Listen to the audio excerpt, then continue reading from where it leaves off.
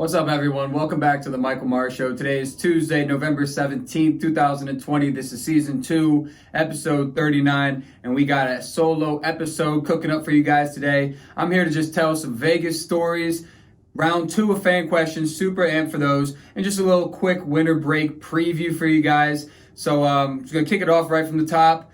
Radford University started, we started classes like 2 weeks earlier this semester, so on Friday, I'm done until January 19th. I'm going back to Nova. Hopefully, I'm going to do a little bit of traveling, but nevertheless, I'm done from November 21st to January 19th. It's going to be a ridiculously long break, but I'm super amped for it. I'm looking forward to it.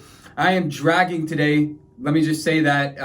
Hopefully, the episode gets better as we get going, but it's 12 o'clock. I went to bed at like 4:30 last night. I woke up at 8 o'clock, had an exam, got some Dunkin' Donuts, really not the best, but whatever I can get my hands on. The exam went really well. I got it back right away. I got an 86 on it, so shout out that. Now I only have one class left. I have a marketing exam on Thursday morning, but I won't have to actually go to class for that. I can just do that over my laptop. But yeah, it was a phenomenal semester. Really good time. My classes went really well, but I am just really looking forward to going back home and just relaxing and really being able to just focus on the podcast and myself and having nothing else, no PSE distractions. Not that it is a distraction, but just nothing else on my plate. Just podcasts, workout, better yourself, and that's really all I care about. And I get to be back home. Gotta love Nova. Shout out Nova. You gotta love where you're from because you don't get to really choose where you're from unless you move around a lot. So rather than just complain about where you're from, you gotta enjoy it, I guess. So I'm really looking forward to being back in Nova and seeing a lot of my friends that I haven't seen in quite some time that go to different schools. So yeah, really just solid semester. I'm honestly surprised that we lasted this long because I remember when we came here in the beginning of August, basically everyone thought that we were going to be back home middle of September, end of September, beginning of October. So it's a blessing that we were able to make it this far and actually conclude the semester. So shout out Radford, shout out your school if you guys made it this far, if you guys made it through the semester. Not shout out JMU because y'all did not make it. Y'all didn't make it any more than 10 days. But I don't know, you guys made it back, so there you go, I guess. Okay. Yeah, like I said, Buddy's on break until January 19th. This is the last podcast that I'll be doing in the studio until 2021. Man, I'm gonna miss it. I'm definitely gonna miss the studio. The vibes in here are just great. Yeah, so I'm gonna be switching over to Zoom during break, and that's when I'm really gonna try to grow the podcast. I mean, I'm gonna take like 2 weeks off. I haven't been posting that much just because Vegas absolutely destroyed me for a little bit, and then it was exams when I came back. So I just really haven't had the motivation, and I don't want to just make content to make content. Like I want to put out stuff that I actually enjoy. So this is the first time I'm really feel like making a video or making a podcast, so that's why I'm doing it.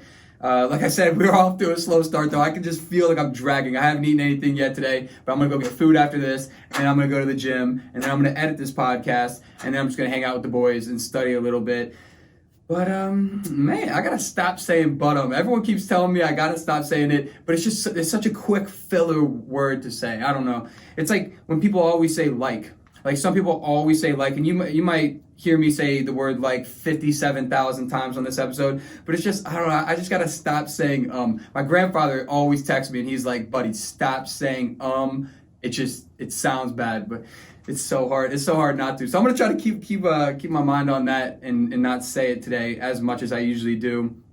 But winter break, like I said, is upon us. The best time of the year, Thanksgiving, followed by Christmas. Mostly Christmas is the best time of the year, but you gotta love Thanksgiving. It's a good time. I mean, you get to eat so much food, and then you got Black Friday right there, you got Cyber Monday right there, but I love going and just absolutely dogging leftovers at my friend's house. I know, like, shout out Miss Kalkiris, almost every Thanksgiving, every post-Thanksgiving, like a day or two after, I just go over there, walk inside, say what's up to them, and just absolutely start dogging leftovers. Miss Costco is one of the, or not Miss Costco, Miss Kalkiris. I'm not sure if I said Miss Costco, Miss Kalkiris, but I meant Miss Kalkiris. Excuse my French. Yeah, is literally a phenomenal cook. So just imagine a phenomenal cook on the day where cooking is most important, aka Thanksgiving. Absolutely Excuse me. That's why I need to get some food in me. I feel like I'm just dragging today. This is going to be a weird episode. I can already tell. And I'm rocking the gray fit. Got a gray sweatshirt on, a little gray hat, got a little navy blue in there. I don't see it. And I got gray sweatpants on. I'll stand up so you can see them real quick. And I got gray shoes on. So I'm here for a gray fit type of Tuesday. Okay. Like I said, best time of the year is Among Us. Okay, for Black Friday purposes, I really cannot decide whether to get a camera or a fat TV on Black Friday and or Cyber Monday. I just don't know, because if I'm switching the podcast over to Zoom, why would I necessarily need a good camera? But in the back of my head, I was like, I had so much fun videoing in Vegas, doing recording the vlog and everything else. If you haven't seen that, make sure to check it out. But I just don't know if it's worth it to spend so much money on a camera, because they're pretty damn expensive even on Black Friday. So I don't know, but like a huge TV, come on, 75 inches. Every UFC fight night would be a madness. Every single, I would do so much on a 75-inch 4K TV mounted on my wall. I just think that would be so sick, because the only TV that I have now is like a 32-inch 720 HP TV that I want. It's like a Roku TV. It might not even be, I don't think it is actually, now that I say that. But I want it at Project Graduation. If you go to Stonebridge, or if you went to Stonebridge, you know what I'm talking about when I say that. But yeah, Project Graduation, that's when I got that TV, and I just use it all the time. So I don't know. We'll see. We'll see which one I end up getting, the TV or the camera. Dude, my mind is just out of it right now. That exam, I was not expecting it to be as long as it was. Like, normally for that, it's Management 350, Owning and Managing a Business is what the title of the class is. And I just was not expecting the exam to take me that long. Like, normally I finished within like the first quarter of my class, but I just couldn't read anything today. I felt like illiterate. Like, I don't know. It just didn't feel good. But then when I submitted the exam, I was like, okay, like I was pretty pleased with my results. So I guess I'll take it. But now I feel like I'm just on autopilot. I should have gotten some food before I came here. I would normally get ABP, but I got ABP yesterday and the day before that, so I'm not really in the mood for it. Chick-fil-A breakfast had closed, and I got Chick-fil-A last night for dinner. I'm not going to get Papa J's before a podcast. So Dunkin' D's, that's what I ended up going with. Man, we're 8 minutes in and I've covered absolutely nothing on this outline. So, I don't know, I'm here for a long episode. I mean, it's the last podcast in the studio, so just bear with me, you know what I mean? It's still somewhat early. We're just going to get after it. We're just going to dive right in. All right, wild stories from Vegas. We're going to jump into it. We'll start with the Sky Beef, even though that's basically how the trip ended.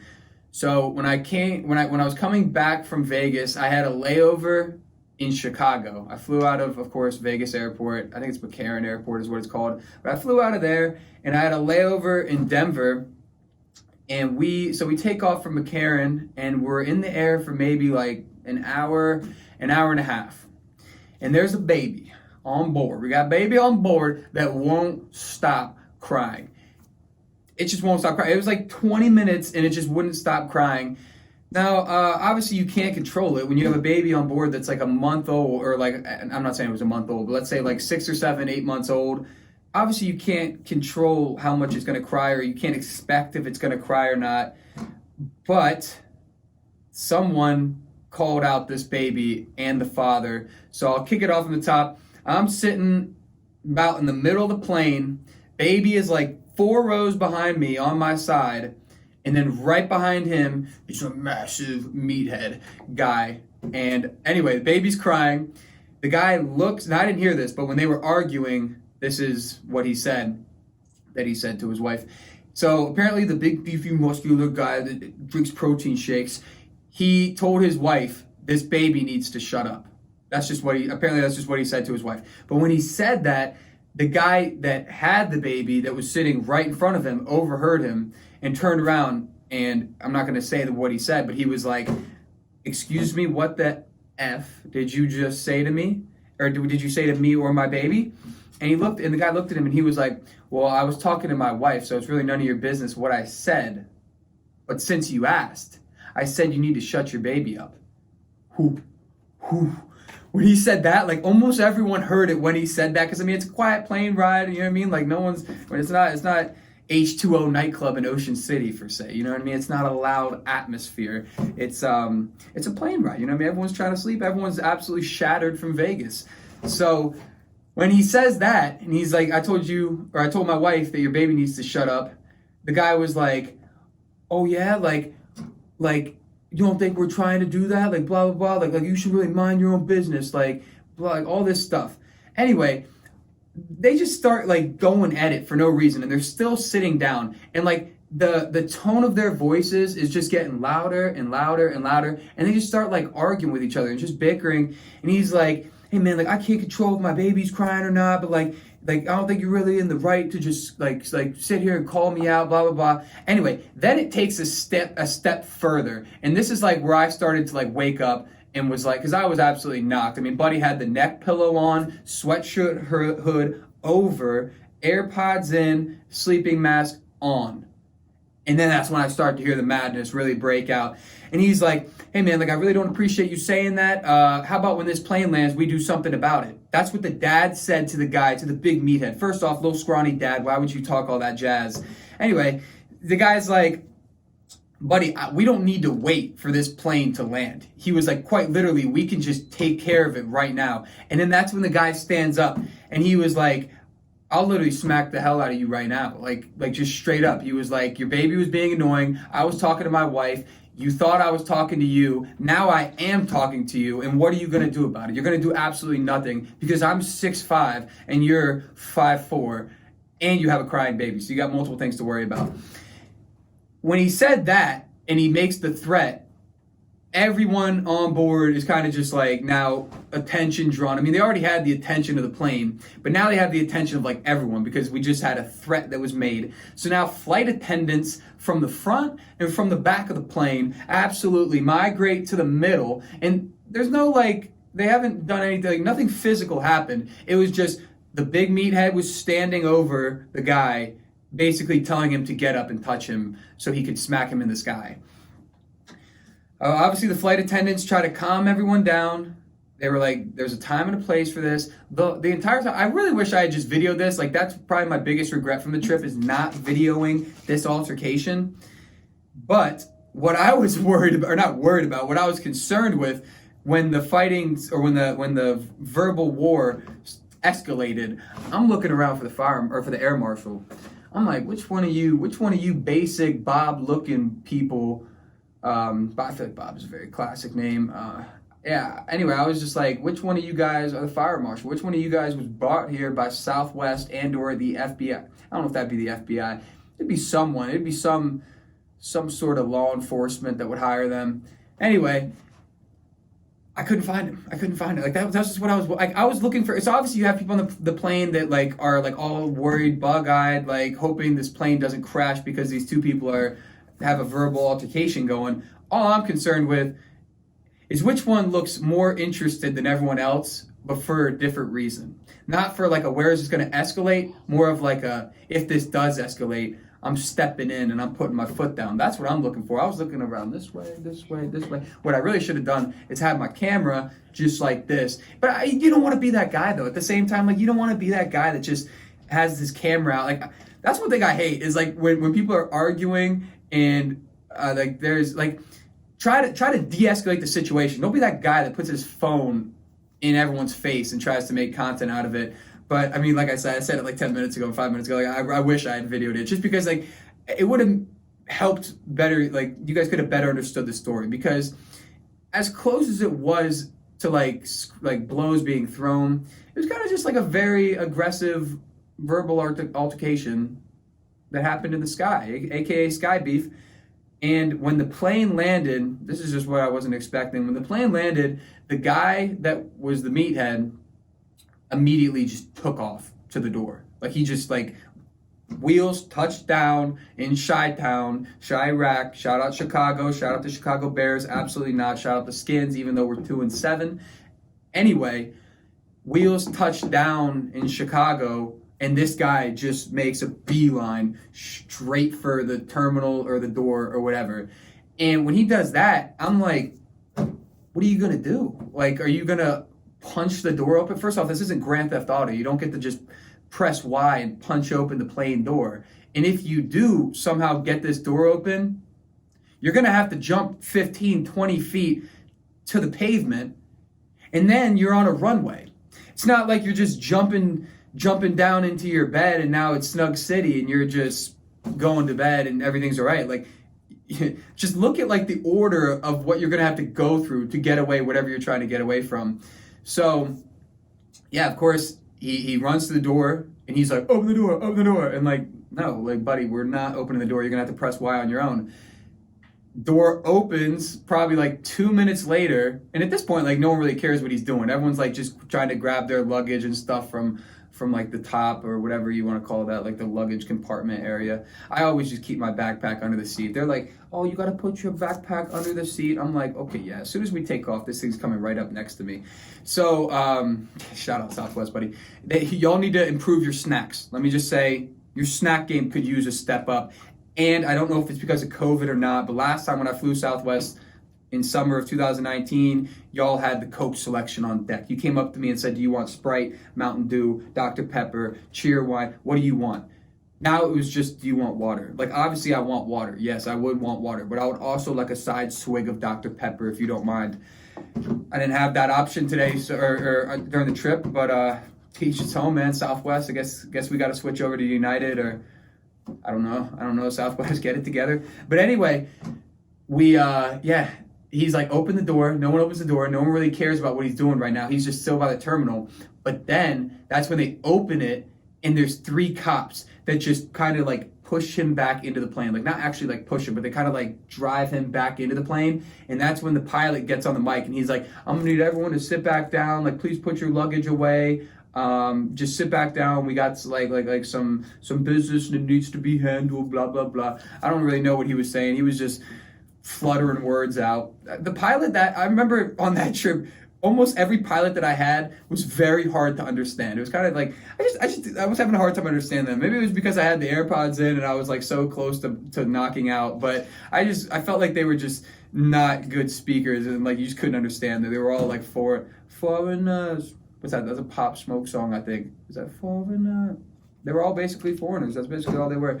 There's nothing wrong with that, though. I mean, a pilot is a pilot. You know what I mean? So I don't really know. So I'm saying this is definitely the weirdest episode so far. 18 minutes and I've covered one story. So plane lands. He's like, everyone sit down. We're gonna take care of this. They took care of it. I don't know what happened to the guy. I probably should have looked it up. I don't know. Like, I don't really know what you would get charged with. Like, there was no, like, there was a threat, and the only threat was stand up so I can smack you in the sky right now. That was basically the only threat that was made. I don't know. Like, obviously, you got to be more mature in that situation. I mean, you're a grown man. You like, obviously, all 100 of us on board are pissed off that this baby is crying. But, like, no one's going to do anything about it. Like, let the parents try to figure it out. Like, they didn't come on this plane expecting their baby to cry, and if they did, they probably wouldn't have come on the plane or anything. So just let them figure it out. Like, that being said, the baby was crying for an extended period of time, but that's not really your place to say it. But that being said, he did say that he was only saying it to his wife. And then the other guy just overheard him and I guess wanted to stand up for his baby and himself. And I don't know. I really have no idea, but that was a pretty interesting story as far as the Sky Beef is related. Now we got another wild story from Las Vegas. It's the last night that I was there. Absolute last night. My dad passes out. This is Monday, November 2nd. And we went out to dinner. It was a great time. Shout out Tim and shout out Marcus, 2 of my dad's friends from Vegas. Phenomenal people. They were just honestly blessings. They took us out to dinner. We had a great time. Then we walked the strip with them. And I don't know, they're just legendary people. I'm definitely going to hopefully meet up with them again one day. They said whenever I come back, they were like, you need to hit us up and we'll show you a great time again. But anyway, we went out to dinner and then we went back to the hotel. or the Bellagio, which is basically where we had dinner. So we kind of just took the elevator up, and my dad just absolutely passes out. You know what I mean? We were slamming a little wine ski that night. Can't lie. So the old man was feeling it. And I'm literally just up in the room, just watching the Bellagio water show at like 1 a.m. And I'm like, this is nice. Like, this is a good time. And then I was like, I'm kind of tired. And then I was like, no, I was like, I can't be tired. It's the last night in Vegas. My flight leaves at like 9 o'clock tomorrow morning in 8 hours. I have to just go out and just see what I can do. You know what I mean? The betting has gone decently. Let's just get out there. Last night, old man's not with me. Let's go. Let's see how much money I can make and or lose. Real quick, I'll just say this real fast. First night there, I went there with the idea of I'm down to lose $500. Obviously, I don't want to lose $500, but if it happens, it happens. $500 is my max. After the first day, like when I turned 21 at midnight on Sunday, I just gambled my ass off that night. Like I literally was just down there just gambling. And I lost a lot of money. I was down like over $400, like a little over $400 I was down. I was so upset, but I was like, you know what? Like I guess this is just Vegas, man. Like when you're gambling in Vegas, you're just making a donation to the city is basically how I was looking at it. And I don't mind making a donation to a beautiful place like Las Vegas, Nevada. So yeah, anyway, the comeback started to happen though. You know what I mean? Like I'm downstairs, I'm just hitting, you know what I mean? I'm just hitting. And it was all because of, now this story is actually going way off track because this story is not where it should be already. But anyway, my dealer Bruce, I had a dealer named Bruce, and this was all as soon as I go downstairs, and he was like the nicest guy ever. Like he was actually giving me advice on what games to play, how to play them, strategies. It was just me and him at this roulette table because that's where I always would start my betting, regardless of what time of the day it was, and then I would like migrate over to blackjack or craps or anything like that. But I would always start at roulette, and I just had such a great relationship with this guy. Like probably for like 30 minutes, I'm just sitting there talking with him, and he's a legend. Like he was born in Mexico, moved to Toronto, and then he's been in Vegas as a casino dealer for the last like 15 years, I think he said, or something like that. No kids, no wife, like just married to the struggle or married to the hustle of being a casino dealer. And he was just so nice, and I just was not missing with him. Like I literally had like a 70% win ratio with this guy, and I had never had anything like that the last 3 days or for the last couple years I've been betting for that sake. But he was just so great. Absolute legend, giving me advice. We're telling stories to each other. He's asking, like, he obviously, because he asked my ID, saw us from Virginia. So we're talking about Virginia. We're talking about college. We're talking about his goals. And we're just doing this and we're playing roulette. And it's a great time. Like, it's literally just a great time. And we do this for about an hour and a half. And at this point, I've brought from down over $400 to up $85. Up. Like, I don't know how this happened in such a short amount of time. Like after an hour and a half of betting just with this guy, that's how much I'm up. But that being said, it was because like I was just getting really risky. Like I would do like $15 bets, $20 bets, $25 bets. And then once I like would get a couple wins, I would just kind of like put 90% of it on the table on one spin, which is like, I mean, if you want to recommend that, but how I look at it is like scared money don't make money. Like if you want to like really have a great night, like let's go. And I was hitting with this guy and I was like, dude, like I just feel a connection with you, bro. And I really wish I could have taken him back to Radford and just paid his salary here, even though I do not have nearly as much money to pay what his salary probably is. I just like felt so like he was such a good luck charm for me. Absolute legend. Shout out Bruce. But the night ended when I'm doing it for like an hour and a half with him, just sitting at the table having the time of my life. I feel like I've known this guy for 30 years at this point, and I've only been alive for 21 years. And this guy in a suit, I guess his boss or something, just comes over and he was like, "Hey Brucey, it's time for you to go home, man." And Brucey was like, "No, like there's no way. Like I still have like an hour and a half left on my shift." And he was like, "Yeah, but," and then says some random name. He was like, "Yeah, but they came in a little bit early tonight, and now we get to cut you, and you can go home early." And he's like, "Oh, all right, man." I look at this guy in the suit, and I'm like, "No, please let Brucey stay for at least 5 more spins, 10 more spins, like please." And this guy in the suit just looks at me, and he's like, "No, like who are you, kid? Like, no. And I'm literally like standing up. I'm like, dude, please. I was like, please let him just stay for 5 more minutes. Like, he is such a good luck charm for me. And he's like, no, kid. He was like, no, like, it's nothing personal, but like, we're working a business here, and someone just came in early, and now he gets to go home early, and that's how it is. So Bruce, pack up your stuff, go get your stuff from the locker, and go get out of here. And I was just broken. I felt so broken. I walk over to him. I just shook his hand. I was like, Bruce, like, I know I'm never going to see you again. And normally I would ask for connections and stuff. Like, whenever I meet people that I like I got a lot of numbers from random people that I met at like bars and stuff in Vegas. I just didn't want to get his contact. Like, as much as I literally for the last 10 minutes just told how much of a connection I just felt to this guy, I just felt like it was time for us to part ways. Like, it just was. I walked over and I shook his hand. I was like, Bruce, like, I literally had a great time with you the last hour and a half. Like, you were so nice to me. Like, all the other roulette dealers are like, how much you want to bet? Boom, let's go bet. Like, you literally just wanted to talk with me. Like, we spent more time talking than we did gambling, and you just gave me so much advice, and I loved hearing your stories, and I loved how much how engaged you seemed in my stories and stuff. I don't know, it was just like, he was a great guy. So shout out Bruce. I told him good luck with the rest of his life. He was probably like 40 something. I'd say like 45, maybe like early 50s, if that. And he was like, Mike, that's good, because he was calling me Mike. We were on that nickname type basis. And he was just like, man, like, you seem like a great kid. Like, honestly, like, I'm gonna miss you, man. Like, he didn't say that, but I told him that, and he didn't say it back. But it's okay. I know he meant it.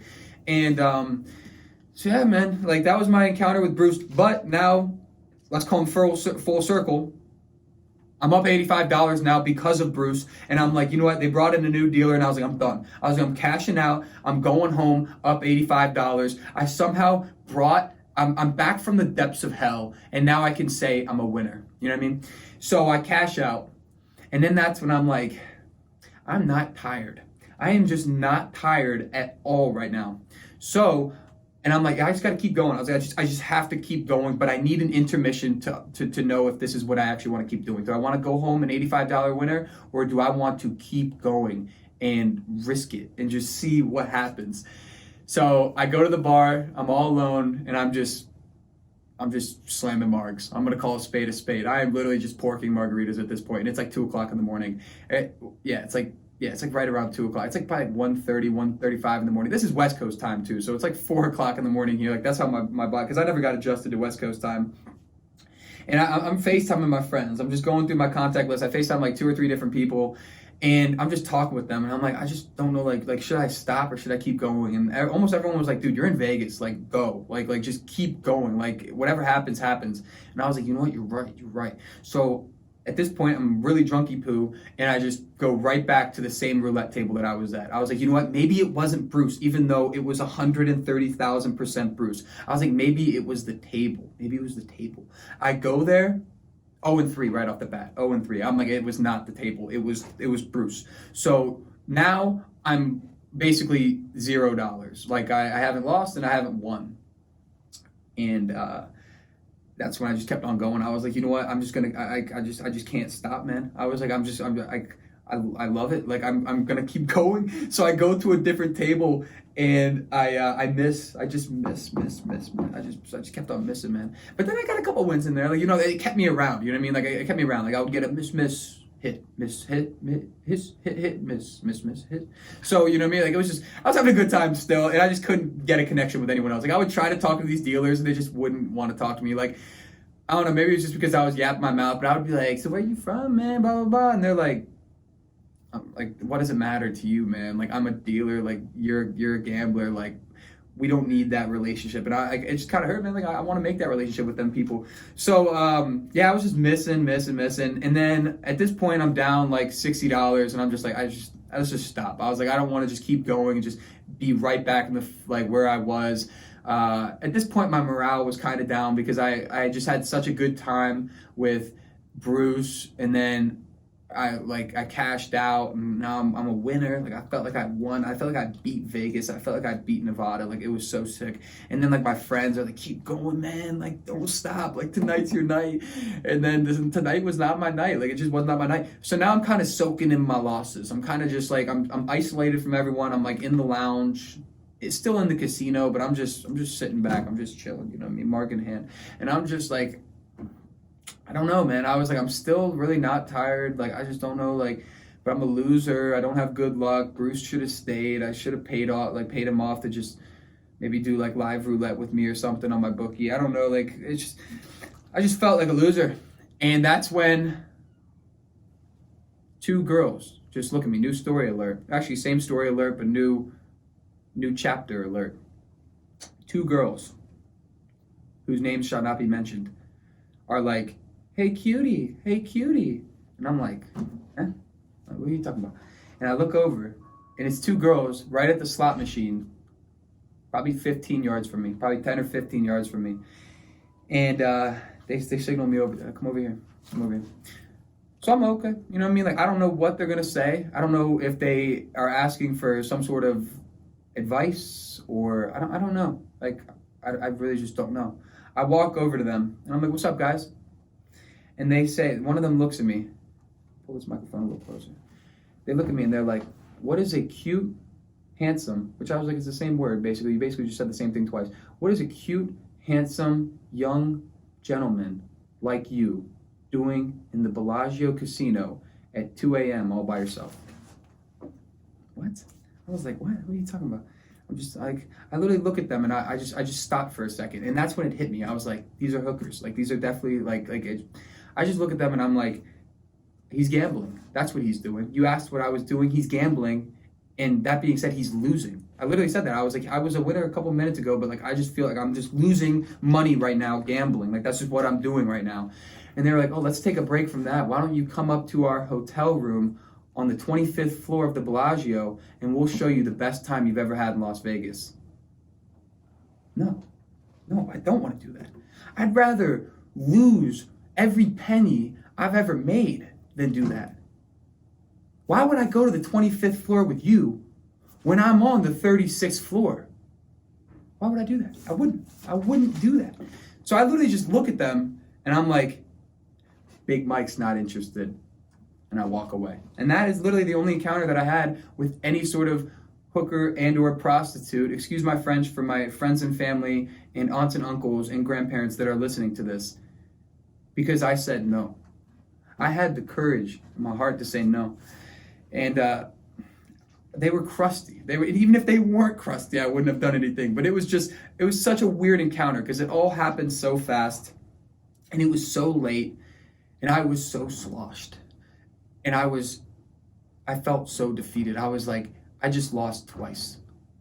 I just lost money, and I don't even know what I lost, but I felt like after talking to them, I lost something. I was just like, they lost, and I lost their loss. That's basically how it is. Like, the situation that they're in, they lost. And now they're putting it on me. Not actually. I don't know. I just thought it was a very weird encounter. I was just like, what the hell just happened, honestly? But aside from that, very quick encounter. I just kept on gambling. I lost more money, but then I won a little bit. Overall, I lost like $60 in Vegas. I'll take that because 15 hours before I was down that money, I was down over $400. So who cares? Honestly, I made a $50 donation to the city of Las Vegas. And I will gladly do it again for all the memories that I made in the 5 days that I was there. Crazy, man. I would go in detail on this other stories, like the trips that I took on the trip, or like the sub trips. Like I went hiking in Arizona. I saw the Hoover Dam. I went to Red Rock. I mean, I did a bunch of cool stuff, but I previewed that in the podcast with my dad, so I don't really feel a need to recap it. And it's in the vlog. So like I said, check out the vlog. So I'm kind of just here just saying like really weird stories that happened that did not make it to the vlog, because the vlog is wholesome. It is a very wholesome 8 minutes of just, I tried to make it energetic and family friendly. And that's not exactly what the trip was. The trip was very aggressive at some points, you know what I mean? Like it was just a lot of getting after it in the casinos and in the hotels and on the strip. And when my dad falls asleep, I am not going to bed. That is when my night starts. And that's basically how it was. Like I was just like, he would knock at like 1 o'clock because he's an old man, and shout out the old man. And anyway, that's when my night starts. Like, you know what I mean? Like I'm just gonna go out there, and that's just what I did. So I spent a lot of time just lurking by myself and just meeting people and hanging out with them and just getting connections and learning about where they were from, and just a lot of weird people in Vegas. Let me say, a lot of weird people. But if you guys have never been there, you should go. You should definitely go. It's a good time. I wonder what my count is. I remember at the beginning of the episode I said I wasn't going to say a lot, but I don't know. I feel like I've been saying it a lot. The hotels there are massive. They're just gigantic. They're literally dummy, stupid, crazy big. Example, Caesar's Palace, I believe it's the biggest one in Vegas, sits on 34 acres of land. That's a madness. That's a madness, mate. Literally 34 acres of land. Break that down and put a hotel on it. Like, you can't literally fathom. Like, obviously, when you look at the Strip and you talk to people that have been to Vegas, they're like, the hotels are crazy big. Like, you're gonna be blown away at how big they are. All this stuff. No. When you see it in person, it's literally Tyson's Mall in a hotel that also has FedEx Field, that also has just a massive casino, like just a dummy, crazy, stupid, crazy sized casino. And it's a hotel that has 35 floors, 2,000 rooms, so many restaurants. I don't know. Like, I really, like, there's just so much going on. Like, it's just, it doesn't feel like, it feels like you're in a town when you're in some of the hotels. Like, it feels like you are literally just in a very small village, and there's everything you could ever need there. And it was just crazy. Like, my dad kept on telling me before we landed, he was like, man, like, you're just not ready. He was like, you're just not ready for the size of some of these hotels. Like, you're just not ready, buddy. And I was like, okay, man, like, we'll see. And then, yeah, we conquered, matter of fact. But I can't put into words how big they are. However big you think they are, times it by 50, and then times that answer by 30. And that's how big they are. And it's just crazy. Now, before everyone just thinks I'm a degenerate, I'm just going to say one last gambling thing. The temptation of gambling in Vegas is too great. You cannot live there and not go broke at some point unless you are just counting cards and you're just a wizard. Because, like, you wait. Like, the amount of times I woke up at like 6 o'clock or 7 o'clock or something to go get breakfast, and there's just people ripping the casino. And I'm like, dude, it is like 7 o'clock. Like, what are you doing? And then I joined them. I was like, this is cool. Like, now I know why you guys are doing it, because you're drinking coffee and gambling at the same time, and it's 7 o'clock in the morning. Like, it's just, it's a thrill. It's a thrill. I'm taking a step back, though. And I'm not lying when I say that. I literally, since I landed, I have not gambled as much, because, like, I love, like, sports betting and stuff. Like, I only made, like, 2 parlays this week. I just, like, it's not that I lose a lot. It's just, like, this trip made me realize, like, holy, like, it's fun, dude. Like, it's fun. Like, when you walk downstairs and it's just, there's so many options that you can do. And then, like, making a football bet or a sports bet is so easy. You literally just walk up and you tell them. So, like, let's say NFL Sunday. They have these big sheets and it has all the games on them. And you don't go up and you don't say, I want Redskins money line, Ravens money line, Saints spread, the over under in the Bengals game. You don't say that. Everything has a 4-digit number, and you just walk up and you say, I want 178, 17, like, you know what I mean? Like you just keep on spitting out these 4-digit numbers, and they know exactly what it is, and they just make it so fast. They literally just type it on a little screen, and then they're just like, is this what you want? Like, you officially want this? And you're like, yup. And they just print out the bet slip, and you give them the cash that you want to bet. And they didn't even ask for my ID or anything. I only tried when I was 21, because obviously, like, I was expecting them to. But they only asked for your ID when you won. Like, if you had a bet slip that hit, when you go to the teller and you try to cash it out, then that's when they want your ID. But it's just like, man, like, they don't care if you're 21 or not. Like, they just want your bet, because you have to, like, you put $100 down on the Steelers money line. They want that $100 right then and there. And then when you cash out, they give you $200 because you gave them the $100. So it's just crazy. And then, like, at the same time, like, they didn't ask for my information. They just gave me a little piece of paper 4 inches long. Do I have one? I honestly might have one in my backpack still. If I don't, this was just a quick waste of time. Boom. I do. This is how big it is. They literally just give you this. And nowhere on here does it say Michael Maher or anything that has to do with me or anything that you can trace back to me. So if I lose this, I'm done. I'm toast. I am so shattered, it's not even funny. So anyway, what I would do is I would make these bets. So this is a loser, by the way, so you can just absolutely yoss that. What I would do is I would make these bets. I would take a picture of them on my phone, and then I'd go put them in my safe in my hotel room, because like all hotel rooms have safes and stuff.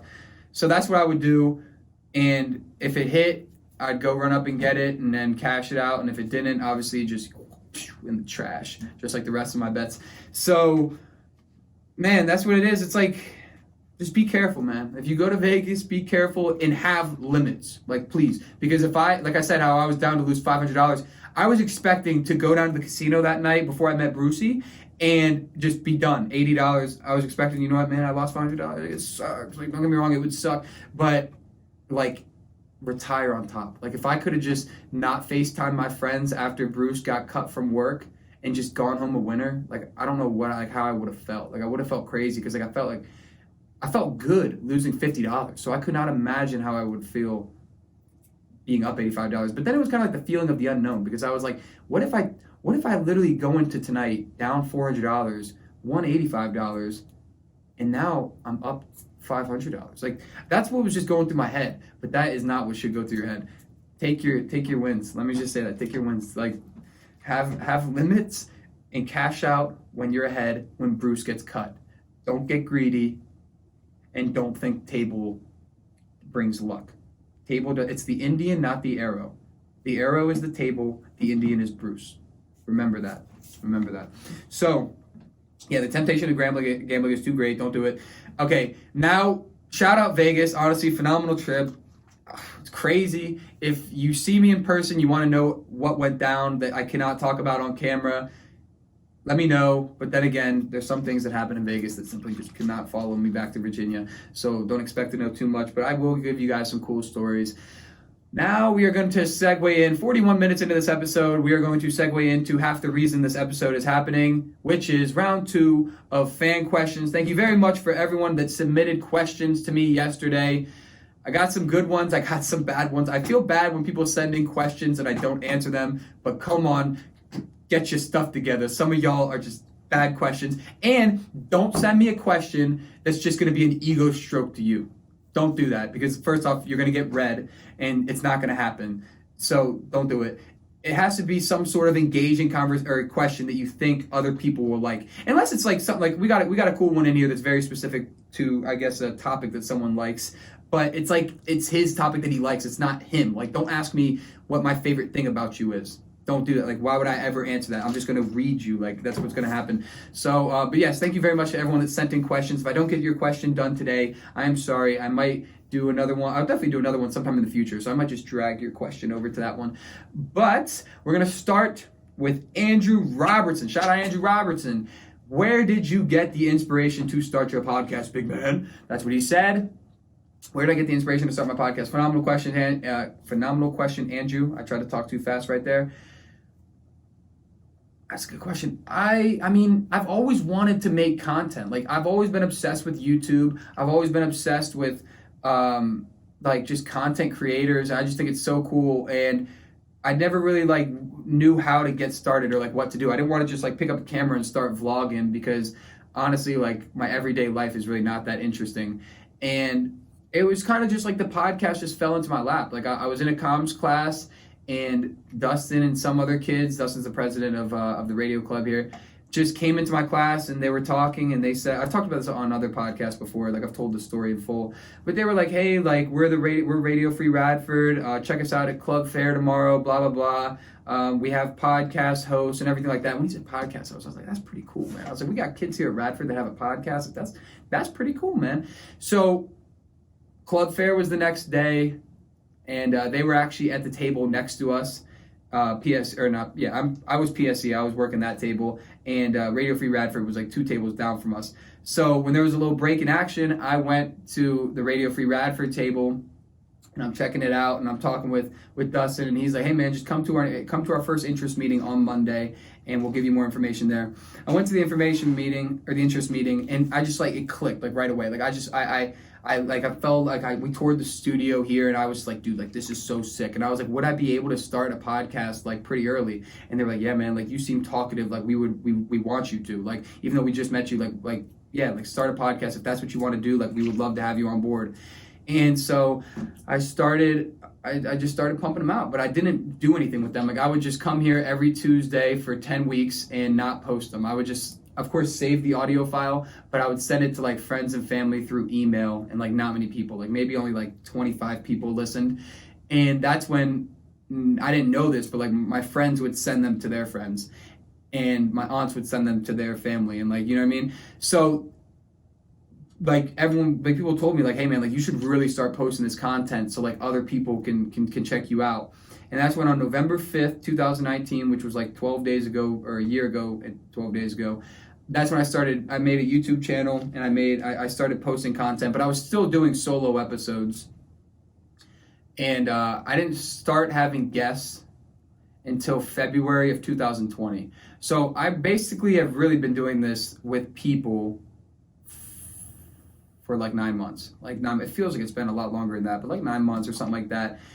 And I don't know, like, I didn't really get inspired. Like, I feel like people would expect me to say a certain answer, like, oh, Joe Rogan, like 100% buddy, like Joe Rogan is my passion. Like, not really. Like, it was kind of just like, I just always wanted to make content of some sort, and I just didn't know how or what avenue to get under. But, like, podcasting is definitely my thing. Like, I love it. Like, it's super chill.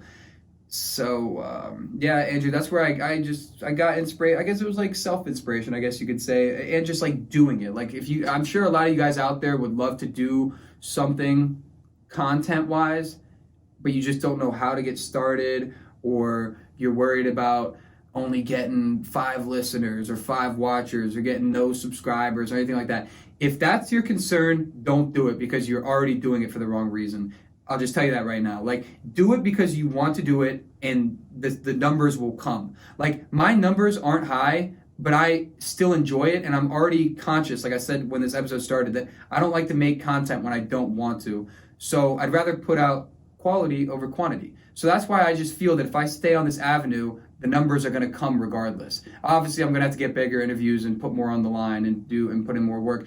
But, like, I'm down for that. And I just know that it's going to be a very slow process. But I don't do anything for anyone else or for numbers. I simply just come in here because I enjoy it. And I know that there's a few people out there that listen, that look forward to these episodes. So thank you very much to anyone that watches or listens or looks forward to it, or that doesn't care and listens anyway. Because thank you for viewing my video, is basically what I'm going to say there. So, Andrew, phenomenal question. Hopefully I answered it a way that you would like me to. So, yeah, man, shout out you. Shout out Steelers too. I know you're a big Steelers fan. Shout out the entire family. Love your family very much. Okay, my man Sam Lawson asked, what does the future of Beat the Bell look like to you? Beat the Bell, if you don't know, is Sam, Kyle, and I's podcast that we started probably like 4 or 5 months ago, I would say. We've done 14 episodes. We just recorded on Sunday, our longest one to date. It was like 2 hours. I'm not sure when it's dropping because Samson handles that type of stuff. But the future Beat the Bell, it looks bright because we are so comfortable talking about fighting together. It is literally not funny. Like, I truthfully think that if we just, like, obviously I love talking about everything with them, but if we stuck to just fighting, and I'm not saying I want to do that because, like, I love talking about other things with you guys, but if we stuck to just fighting, I think we could become one of the biggest podcasts for our age group. I'm not saying we would, like, become like Joe Rogan's MMA show or Ariel Helwani in DC. Like, obviously that, no, maybe not. Hopefully, aim high, but, like, I'm talking for 21-year-olds and 20-year-olds. Yeah, we are so, like, I'll give ourselves credit. We are so knowledgeable in fighting, in our history of, like, memorization. Like, we know so many fights that happened, guys' career paths, like, matchup ideas. We're very accurate with our predictions. More often than not, we get our prediction very close to what happens. it's just, I love it. Like, I love talking fight. I love talking everything with you guys, but fighting specifically, it is just so comfortable. Like, we all love it so much. So I would say the future of Beat the Bell is so bright if that's what we decide to focus on and we just draw our niche close. And we can always have like side conversations because of course other people want to hear that. But I just think fighting, man, if we just stuck to fighting, I think it would be savage. Like, it would just be, we would just torpedo up to the sky in a short amount of time, especially if we were able to get interviews, because we do it through Zoom with fighters. If we just reached out to them and we're like, hey, do you want to come on our podcast for a couple minutes? Like, that would just, like, I feel like that would be great. And we're going to do it. Like, we're going to do it, but like, good things take time, and you have to know that. So good things take time. So Sam, the Beat the Bell future, it looks beautiful to me. I had a great time recording with you fellas the other night. Yeah, shout out Beat the Bell, shout out BTB. If you guys don't watch it, know about it, or anything, check it out. We're everywhere. We're on Spotify, Apple Podcasts, iHeartRadio, 7 other platforms across the internet, YouTube, Twitter, Instagram, Facebook, newly on TikTok. So make sure to check it out. We got some great content coming your way. If you are a fight fan and you're listening to it and listening to this and you haven't heard Beat the Bell, please check it out. It's a great show with great people. Okay, my man Dustin Staples asked, what was the most challenging part of this semester for you, Michael? Balance, man. Definitely balance. I put way too much on my plate and I spread myself so thin this semester, it's not even funny. And it's upsetting to say that because my mom told me that before the semester started. So if you guys don't know, I'm not going to I don't want to give like an ego stroke, but I just want to quickly say like what I was balancing. Vice president of the radio club here at Radford, president of Pi Sigma Epsilon. I do my own podcast and I like to put a lot of time and effort into that. National Honor Society. We really don't meet that much. I mean, basically like once a week, but it's just like, I feel the pressure to get good grades because of that, because I don't want to not be in that. So school, I mean, obviously school should be number one, and it is. And I don't know, I feel like I don't think I missed anything else. I mean, intramural sports, and I work out. I mean, I like to keep myself in shape, and I like to have a social life, you know what I mean? It just felt like there was a lot going on, and I felt really pressured that I couldn't focus on any one thing this semester. So that's why next semester I am taking a massive, massive step back. I'm passing off presidential role to Benji. I'm going to be VP of PSC from now on. I don't really want to do it, man. Like, I just don't. Like, I just want to, like, I'm only here for 3 more semesters, and I just want to podcast. Like, I just want to do that. That's really all I want to do. Anything related or not related to that does not concern me anymore. I took on all the roles because I thought I'd be able to do it equally. And, yeah, I just wasn't. Like, and I have no problem admitting that. Like, it was just too much. Like, and so now next semester is going to be a lot more relaxed, and I'm going to be able to focus on what I actually want to focus on. So, yes, I would say balance was very hard for me this semester. I'm happy it's done. The semester absolutely flew by. And, yeah, don't spread yourself too thin. Like, focus on a couple things maybe. And if it gets to be too much and you know that you want to focus on one thing more than the others, do that. And that's what I realized. I realized very early in the semester that I did not want to do half the stuff that I signed up for. But I told myself, like, I committed to it before the semester started. I gave my word to a lot of people, so I did it. You know what I mean? Like, I had to stick by it for the semester. But now the semester is done, and now I don't have to do it anymore, so I'm not gonna.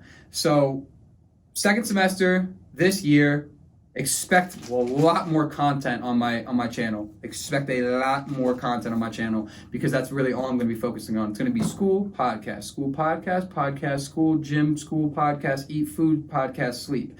That's all it's going to be. So, yes, thank you very much for that question, Dustin. Hopefully I answered it for you.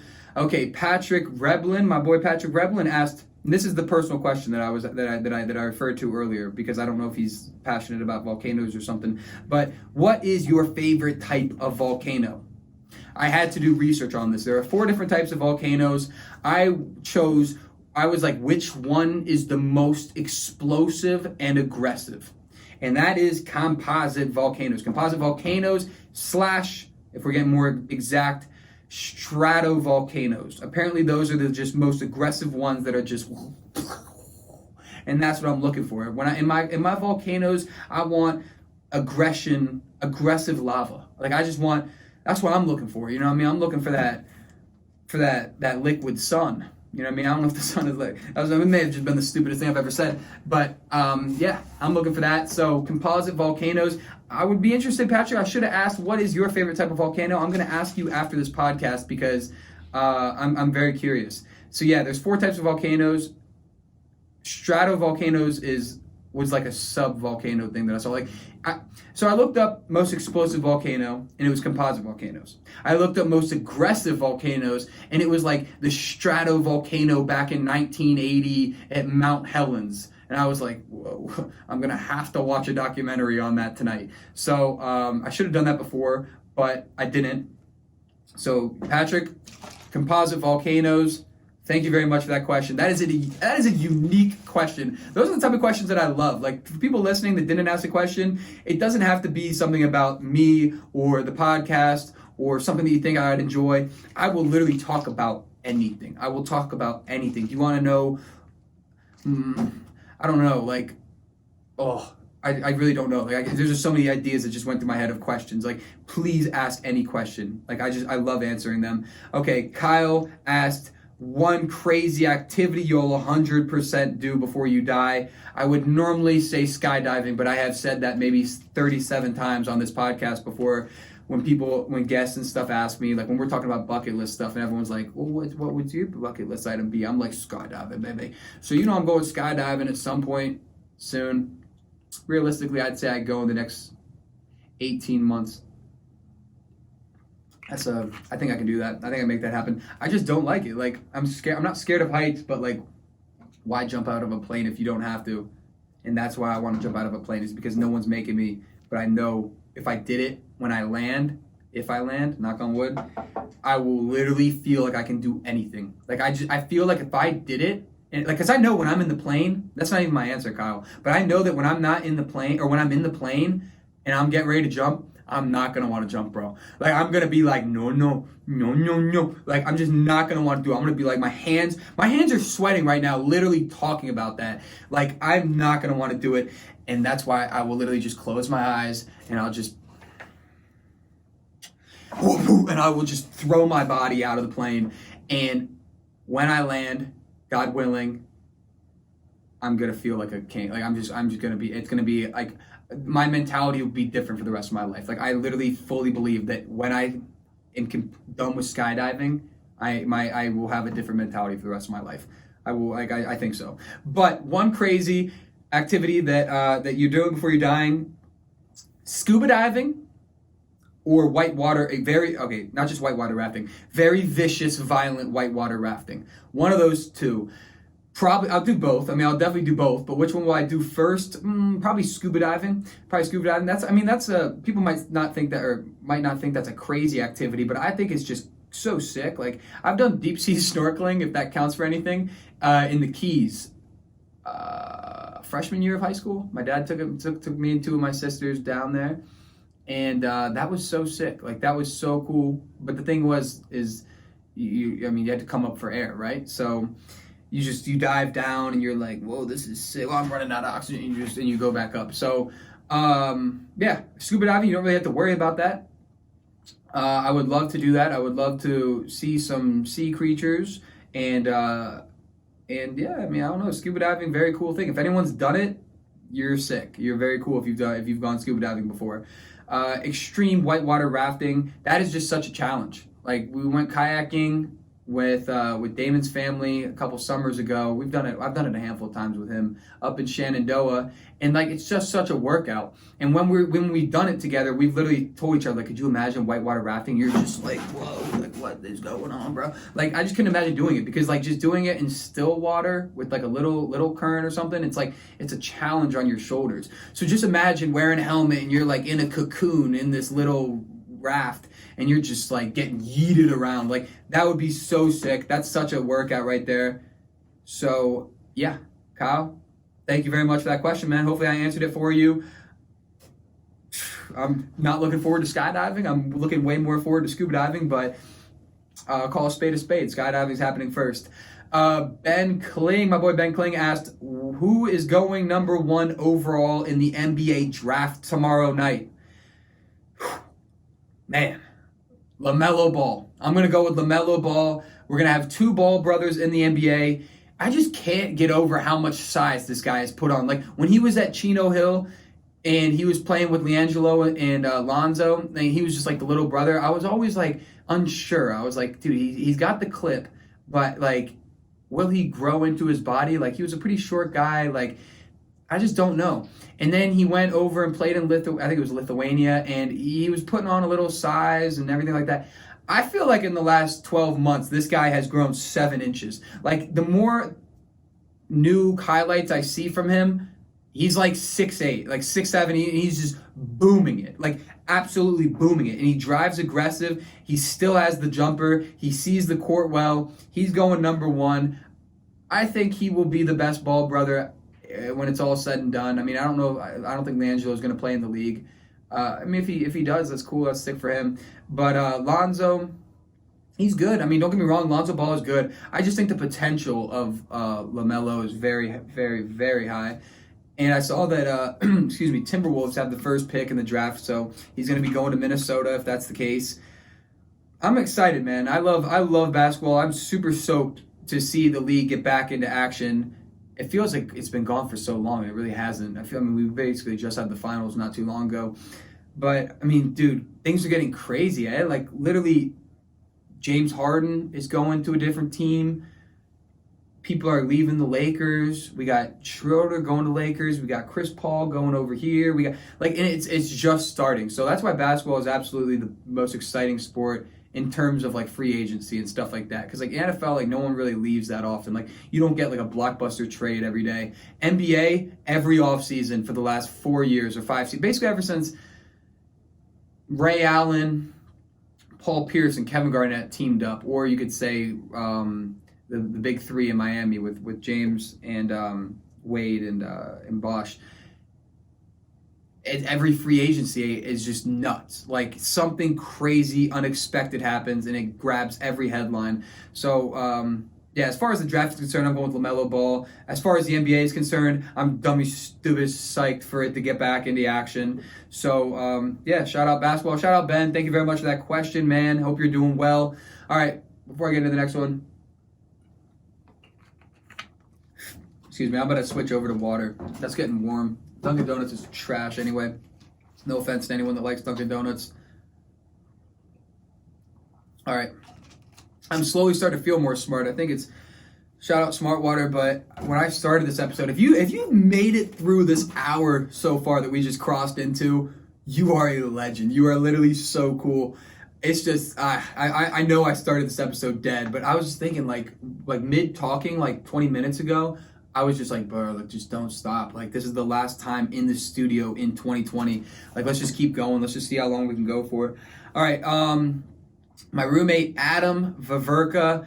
I'm so sorry. I religiously butcher that kid's last name. It is a hard last name to pronounce. All right. What is your Super Bowl prediction for this season? My Super Bowl prediction I actually gave on the podcast with Eric Palmer, and I said Seahawks, Chiefs. That does not seem that unlikely. Like that still is holding true. But I'm going to give you an updated prediction. I'm saying Packers come out of the East or come out of the NFC, and we have a dog fight in the AFC Championship between the Pittsburgh Steelers and the Kansas City Chiefs. That is going to be a matchup. So that's my prediction. I'm saying we got Steelers, Chiefs in the AFC. We got Packers, Saints.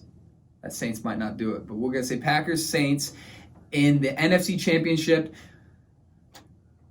I say the Chiefs win, and I say the Packers win, and I say the Chiefs repeat as champions. So the Chiefs are going to go back-to-back. Patrick Mahomes will be a 2-time MVP, Super Bowl MVP, at 26 years old with $500 million, married in Kansas City. That'd be a life. Like that's like he could like that'd be he is literally playing with house money for the rest of his career if he does that. If he goes back to back, obviously if you're chasing greatness and you want to be like Tom Brady accolade wise, like yeah, you gotta go keep winning championships, man. But like I said, you would be a 2-time Super Bowl champion, back to back. How many players have gone back to back? Not many. And you're still so young, and your contract is set for the rest of your life. Like you have nothing to lose. Like quite literally, your career is so set. Like you're done. I mean, like you're not done because you're still a savage and you're still young and you want to play, but like you have nothing to lose if you do that. Shout out the Chiefs. Yep, they're repeating as champions. You heard it here, November 17th, 2020. They will be Super Bowl champions. Okay, thank you very much for that question, Adam. You still are trash at video games. Don't ever think you'll beat me because you won't. All right, we got an anonymous question, and obviously you know who you are when I say this, but I'm just going to say anonymous because that's just what I'm going to do. All right, Michael, do you think you could beat up 12-year-olds? Man, I got to be careful with this one. 12-year-olds. Now, let me say, when I was 12, would current me beat up 12-year-old Michaels? Absolutely not. I don't think I could beat up 5 12-year-old Michaels. Maybe I would just head kick the hell out of all of them. I would absolutely try to, because I was pretty tall though. Like I haven't really grown much. Like I would say 12 years old. Wait, how old are you at that point? Like you're 6th grader maybe, like 7th grader or something. I don't know. I was probably like 5'8", like 5'6", 7 maybe. Like I had some decent size. And then I kind of just like plateaued, and then when I was in high school, it was just like the smallest little incline. I wasn't shaking right there. If it looks like I was from the coffee, if it looks like my hand, it was kind of just like I was like doing a little stock chart where it's like you're up and then you're down, and you're up and you're down. So anyway, could I beat up 12-year-olds? Yes, I absolutely think I could. It just depends on who they are. If it's, I don't want to take a shot at someone. I'm not going to say I was going to compare it to someone that I know that's 12 years old or like family members, but I'm not going to do that. Yeah, I do. Overall, the average 12-year-old, no, just because that's 24 legs, 24 hands, and they're psychos. I mean, like you're 12 years old, you are just a psycho, and all you know is just aggressive fighting. Like just kick, scratch, pinch, bite, everything in between. I don't want to deal with that. I don't need 12 teeth marks up and down my arm. That being said, though, I really think that right off the bat, it is 1 versus 7. I think I absolutely demolish a couple of them right off the bat, that I put the fear of God into 2 other ones and they just decide to leave. Like if I landed a clean over, like let's say one of these kids come in and I just slip this way down and just come over the top with like a right hand, one less 12-year-old in the world. For real, that would be bad. That'd be bad. I don't want to like make this like an aggressive podcast, but I mean, you asked the question. So, yeah, 12-year-olds, final answer, I'm going to say no. I'm going to say I don't beat up 12-year-olds. I think they get the better of me, and I probably pass away that night. Man, that's a tough question, though. I mean, that's a very tough question. It's kind of like the similar one where someone asked, I think it was Floyd Mayweather. They were like, would you rather fight like, or someone asked McGregor, it was like, would you want to fight like 100 duck-sized Mayweathers or 1 Mayweather-sized duck? And I was just like, dude, that's just like such a random question to ask. That's a funny question, though. Yeah, I'm not gonna take it back. I'm gonna say I lose the fight. Unfortunately, I'm going home with an L that night. Yeah. All right. Well, that concludes our fan questions of the week. I really enjoyed those. Like I said, if I didn't answer your question, I'm very sorry. It is what it is. Man, it is what it is. I look forward to doing it again in the future. I really do. I mean, they're fun to do. Sometimes these solo episodes, though, it's just, especially when because I haven't been in the studio in like 3 weeks, it's hard to get in a groove. Like I could just totally tell that the first 10 minutes of this podcast was just dry. Like I wasn't sure where I was going with it. My voice sounded weak. I haven't done anything today besides get no sleep and read an exam and just drink coffee, haven't eaten food. I'm going to go to the gym after this. Like I said, it's just, I feel good now. I feel like I've reached a point where I'm just like out of it. Like I feel like the 20-minute mark, I've just been out of it since then, and I'm just like talking, rambling my ears off. Like I don't know, just like think of it from my situation. Like obviously I'm talking to you guys and like I'm trying to make content for you guys, but like at the end of the day, I'm literally in an empty room right now, just talking for the last hour. I would love to get a word count on how many words I've said. Let's make guesses real quick. Everyone just stop for a second for 3 seconds.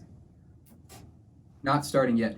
For 3 seconds, how many words, just guess off the top of your head, how many words do you think I've said so far? I'm gonna give my answer in 3 seconds, but think of yours real quick. I'll give you guys some time.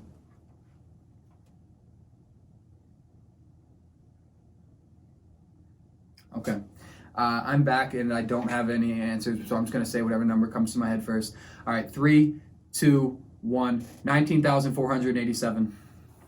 19,487. That's how many words I think I've said in the last, how long have we been recording? We've been recording for an hour and 10 minutes, right about. Yeah, I'm gonna say that. We'll see. I mean, obviously no one will never ever know that, but I'm curious what you guys thought. If you guys made it this far in the episode, and I want to know what the lowest guess was and the highest guess. I wonder if anyone like said anything over 30,000.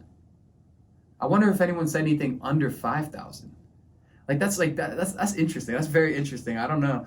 I wish I had more questions. I mean, I do have more questions. I just don't want to stroke people's egos for no reason. All right, wrap up. Even though it's not really the wrap up, I'm just gonna give you guys the advice of the week real quick, because the advice of the week is kind of advice. It's not really though. So, advice of the week: do not walk on the W&OD trail after dark. You will get in trouble with the police. So I land at Reagan on Thursday night. I think it was Tuesday night, and we drive back home this election night, and I just can't sleep. I mean, I wasn't really trying to sleep. I was just up, like, watching TV, and it was like 12 o'clock, maybe like 12:30, and I'm like, Dad, can I get your keys? Because if you guys don't know, my car is absolutely shot. It's toast pieced. Cinnamon Toast Crunch. I don't know if I'll ever get it back. Hopefully I do. No promises, though. Fingers crossed. But anyway, I was like, Pops, can I take your car and just go on a little drive around Nova? And he's like, yeah, for sure, man. So I'm just driving around, just blasting music. I'm just getting after it. Like, I'm just driving around, looking around. Like, we got Stonebridge over there. I drove past Harris Teeter, and I'm just thinking, like, man, this is sick. Like, I worked there. I put in so many hours there. Same thing with Lidl. I drive by Gold's. I'm like, all the workouts I've had there. Like, I just love reminiscing. Like, as weird as that might sound, like, I just love going around and, like, visualizing things that I've done in areas. Like, I don't know, it's hard to explain. Like, I'm just a weird guy like that. But that's what I was doing. And then I was like, you know what, I'm gonna go to the W&OD trail, because I literally tortured myself every day for 4 months, whether it was rainy, sunny, whether I was happy, sad, whether I was tired or fired up. I didn't care. Like, I was on that trail every day for a minimum of like 8 or 9 miles. And I'm so happy I did it, because I feel like I learned a lot about myself, and I pushed myself a lot this summer. But so anyway, I'm on the W&OD trail. I park, I literally am right at Carolina Brothers. And I just parked the car with some water. Dude, that water smacks. It literally feels like you're swallowing air. Okay, so I park the whip, and I just start walking on the trail. I walk maybe 100 yards down, and I walk 100 yards back, and now I'm sitting on a bench facing the trail right across from Carolina Brothers. If you know what bench I'm talking about, you definitely do, because it's just that solo bench right there on the left. And 2 cop cars, I'm just taking Snapchats. 2 cop cars just drive by. I just see them drive by the trail, headed towards Buffalo Wing Factory on Old Ashburn Road, and I think nothing of it. Like, I see 2 cop cars. Like, why would I think anything of that? Okay. 5 seconds later, those 2 cop cars are now coming towards 7-Eleven, towards me, and they swoop, little ghost ride, the whip. Excuse me, I shouldn't have done that. That was kind of embarrassing. But anyway, yeah, they turn in, and they turn on their lights. They literally, as soon as they turn onto the trail, both of them turn on their lights. And I literally just stand up from the bench, and I just, like, I put my hand up like a wave. Like, I was kind of like, what's up, fellas? Like, what's going on here, boys? And they immediately, one of them gets out of the car, and he's like, take your other hand out of your pocket. Because, like, I was cold, man. Like, I was wearing sweatpants. I was bundled up. It was a cold world. And I literally am like, whoa. I was like, is everything all right? And he's like, take your hand out of your pocket. And I'm like, okay. I was like, I literally took my hand out of my pocket. I'm literally sitting there with my phone in this hand and my other hand like this. And he's like, do you have any weapons on you? And I was like, no. I was like, relax. Relaxing. Everything's all right. And he was like, all right, we're going to come over and make sure you don't have anything on you. And they come over, and they're like, anything in your pockets? And I was like, no, I took my hands out of my pockets. And he just, like, gives me a quick little pat down. And I was like, sir, is everything all right? And he was like, what are you doing on the trail right now? And I was like, what? And he was like, this is where I don't like it, man. They just started like, it's not interrogating. It's like making assumptions. Who are you meeting on the trail?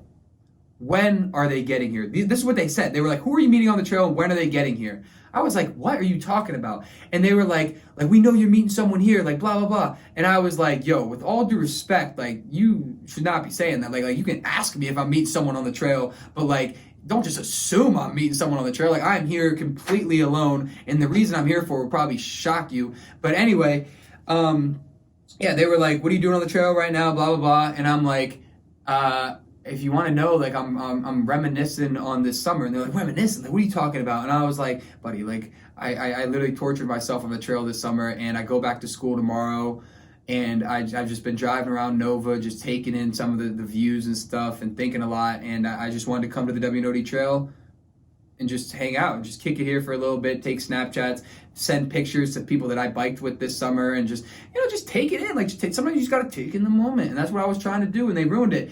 And that's when they were just like, dude, like, it was such a weird encounter. I've never had an encounter with police like that. And then they asked for my ID, and I gave them my ID, and Buddy's back there in the car for like 10 minutes with it, and the other guy's like now trying to be my friend, and he's like, so man, like, you go to school, like, where do you go, blah, blah, blah. And I was just like, look, man, like, I just kind of want to get out of here now. Like, you guys just like came up on me and was like patting me down and asking who I was meeting here, and basically assuming I'm a drug dealer without saying it. And I don't know, I just didn't really like the way it was all like handled and stuff. But I mean, like, obviously they're just trying to do their job. And that being said, I asked, I was like, do I fit a description? Like, do I like fit someone that you're looking for? And they were like, nope, absolutely not. And I was like, well, then why'd you pull me over? And they were like, because you look suspect.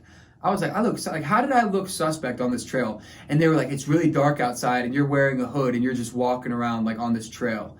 And I was like, okay, but like, how does that look suspect at all? Like, that's literally just like, I was like, you guys don't, like, I was like, if someone was to drive, this is what I said, I was like, if someone was to drive by us right now, all three of us look as just as suspect as anyone, because like, we're all just lurking on the trail right now, you know what I mean? Like, there's literally just three bodies on the trail. Like, you guys are the ones that drove by and like, had nothing better to do besides pull me over. Like, that's how dry Ashburn is at 1 o'clock in the morning on a Tuesday. And then that's what they also said. They were like, the trail is closed. And I was like, I had no clue. Like, obviously there's people listening that knew this, because when I told my dad afterwards, he was like, wow, like, yeah, the trail closes. Apparently it closes at dark. I didn't know that. The amount of bike rides I went on at 12 o'clock this summer. Now, I did a lot more during the day, but there would be sometimes where like I would just be wide awake, ripping the bag in the basement, and I'm like, dude, let's go for a bike ride. And I would just bike over to the trail and just go on a quick like 2-mile ride. And then I would come back. And I've never seen a sign on the trail that says it closes at dark. I guess it's just community knowledge that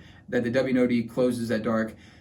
So anyway, then when they asked like where I lived, and I was like, oh, I like live right down the road. And they were like, oh, like, do you need a ride? Did you walk here? And I was like, no, I drove my dad's car. And they were like, oh, like, you drove a car? Like, you drove your car here? And I was like, yeah. I was like, is that all right? And they were like, can we come make sure that you have like no drugs, alcohol, or weapons in there? And I was like, bro, like, yeah, you can, but like, it's my dad's car. Like, he's got like work stuff in there. He's got papers everywhere. He's got like his car just has a lot of stuff in it, and I don't want you to just tear through it, finding something that you'll never, ever, ever find in it. So if I will let you look through the car, but please just like shine your light around. You can look in the dash tray or whatever it's called, but like, don't just like tear through it to tear through it.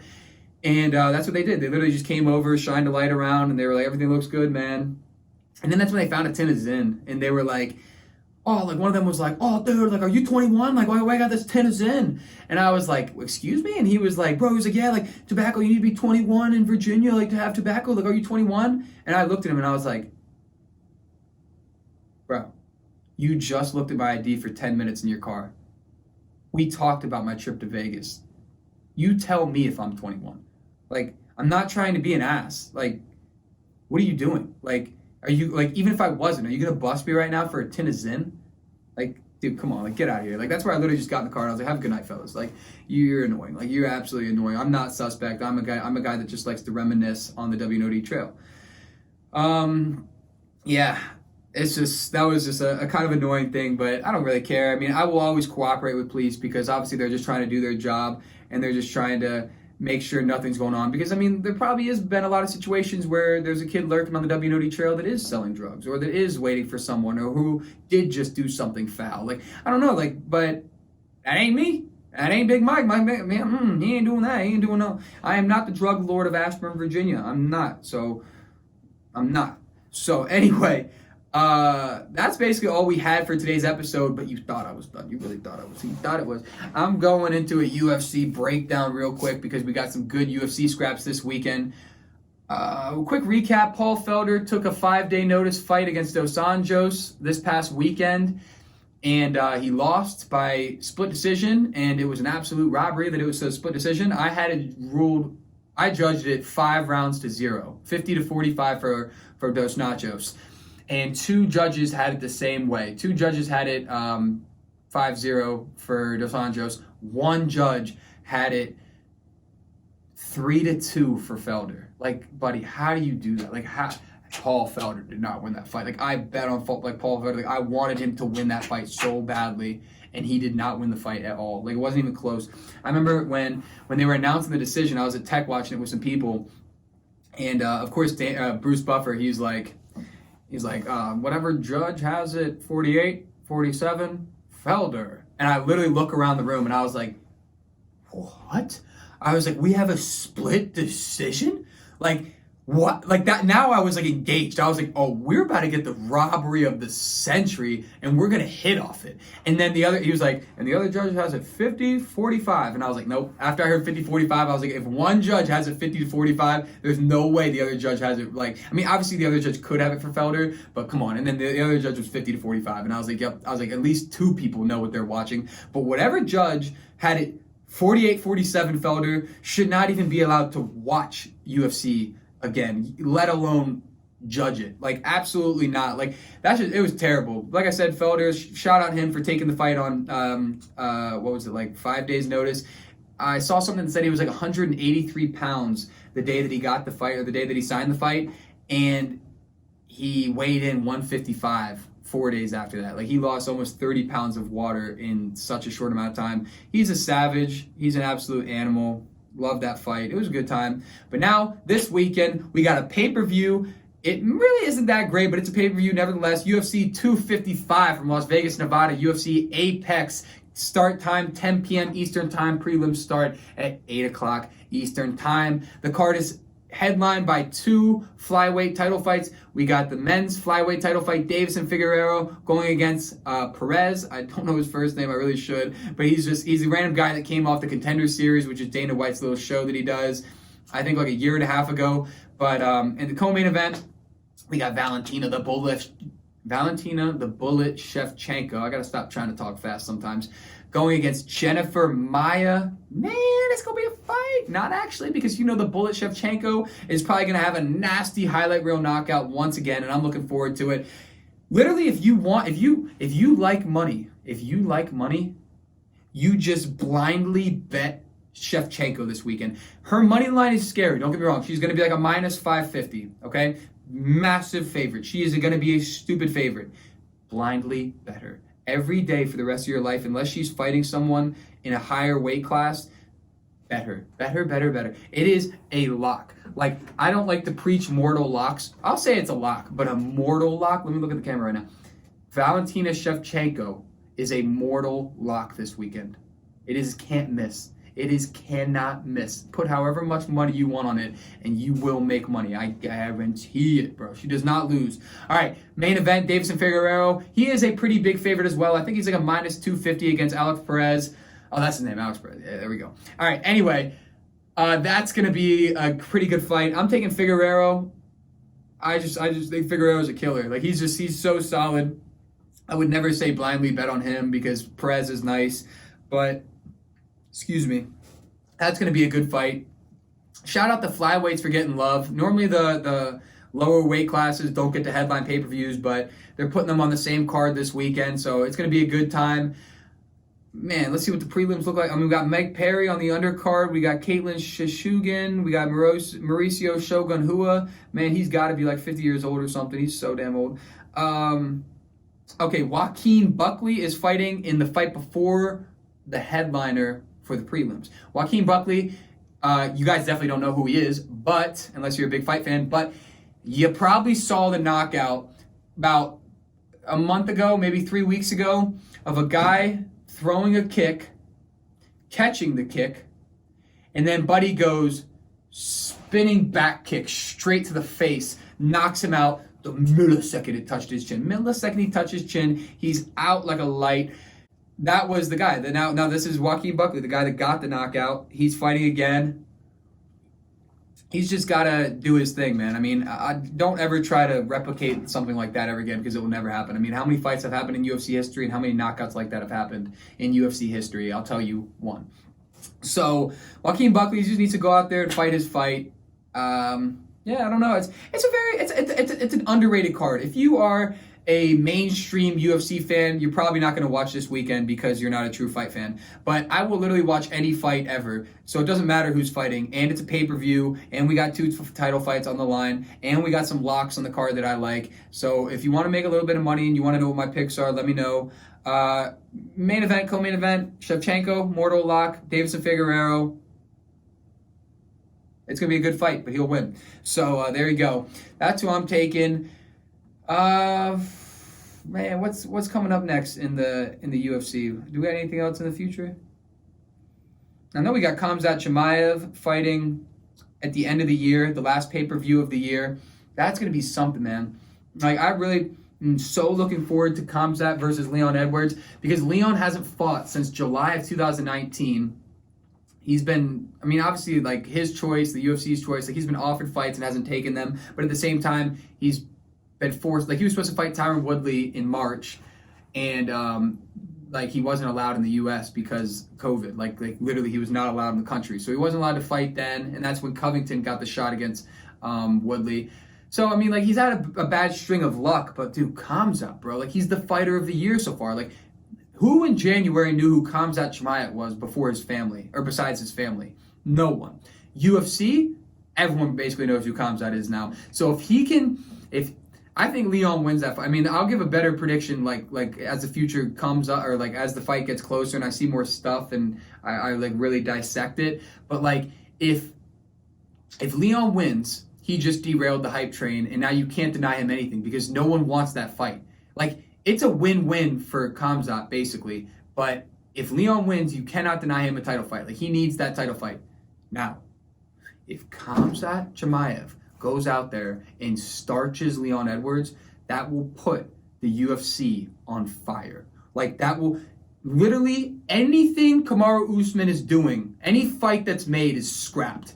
And we are getting Khamzat versus Usman for the title right away. Like I don't care if it's Gilbert Burns, I don't care if it's Masvidal, Usman, it doesn't matter. The UFC will literally take advantage of that hype ball and they'll put him right in there against Usman. And then that's a completely different story. Like that, I don't even know what would happen in that fight. Because I'm just saying, if he goes out there and starches Leon Edwards, who is the number 3 ranked fighter in the division, that we will have never seen anything like that. Like, obviously Connor's rise was sick, but it was kind of like sprinkled out and there was a lot of trash talk. This guy is literally went from unknown to the biggest hype train in 6 months, 7 months. You know what I mean? Like, this is crazy. Like, if he can somehow pull that off, all the more power to him.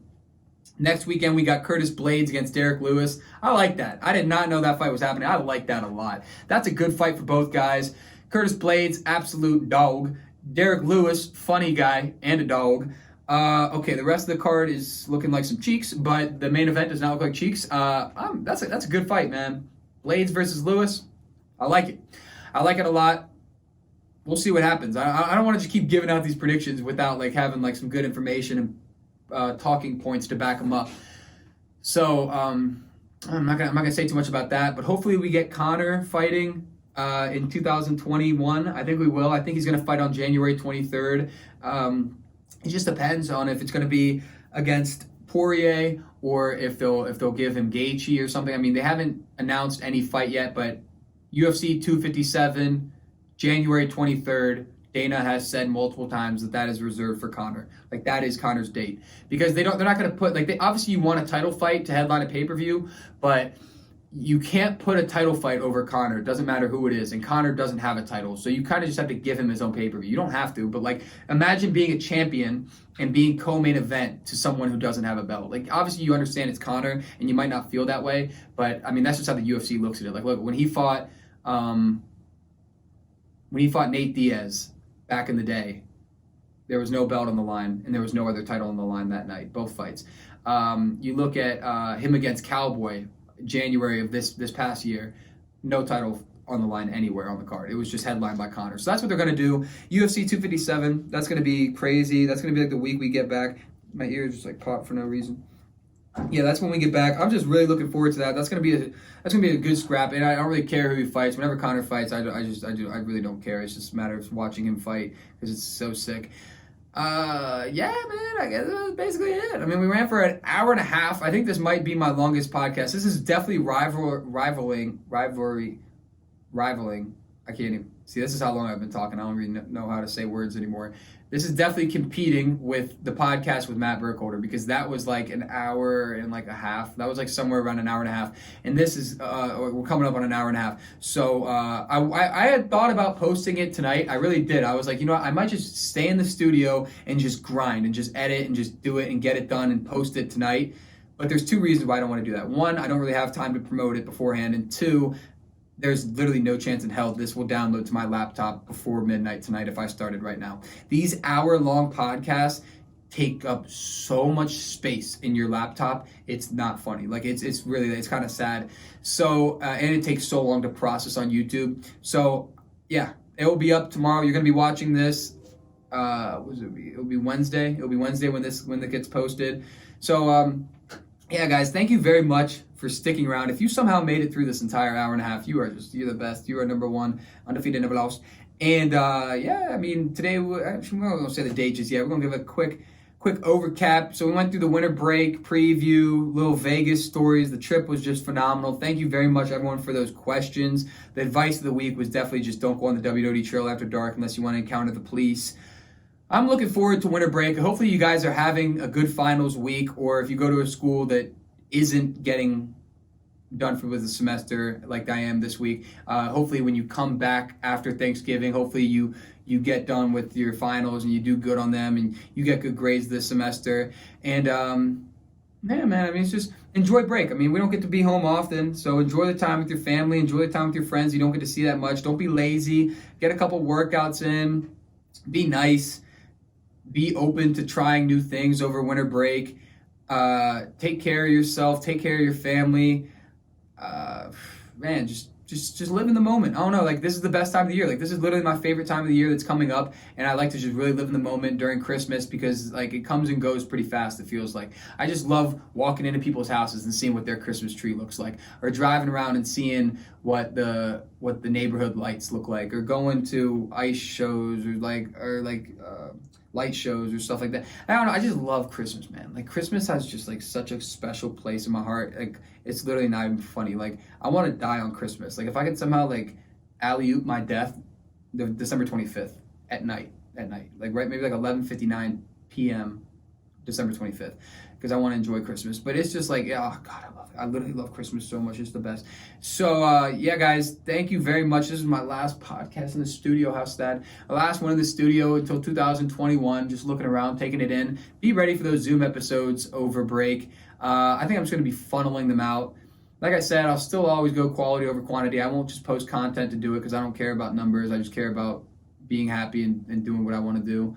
So, but be ready for some big time interviews. Like I'm very gonna be looking forward to getting after it. Like it's gonna be like, obviously I'm gonna miss doing episodes with my friends, but like to get to where I want to get, I have to do it. Like I literally I can't just do these episodes with my friends anymore because like you'll peak in certain areas. You know what I mean? Like I'll only get like so big in my hometown or something like that. And I'm not big in my hometown yet. I'm just saying like I feel like you will just only grow that far or grow that much. So. I'm going to get after it. I mean, I'm super stoked. I'm going to remember this. I want to know what November 17th of 2021 is going to look like. Like after going through a full year of just grinding, it's going to be sick. Because this time last year, I was not posting. Like I literally I had the podcast, but I didn't do anything with it. Now flash forward a year, and I feel like this is my life. Like not actually, but I feel like this defines me. Like I feel like to a lot of people it defines me. Like when I see people that I don't see for a while, like when I go back to Nova and I'm at the gym and I see people that go to different schools, this sucks, but it's also kind of cool. every time the first thing someone says is something about the podcast. And like, I appreciate it because like it shows that like I'm doing what I'm supposed to, and like people enjoy it and it's getting popular. But like, I just don't like, there's so much more I'd rather talk about than the podcast.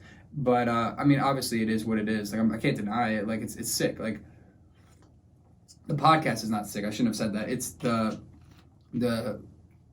support that I get from people is sick. Like, I really do appreciate it because, yeah, I would still be making them because I've always enjoyed it, but I don't know if I would ever have started posting them unless people reached out to me and said, please post it so I could share it with my friends, and I don't have to do it through email or anything like that, or I can support it through this way.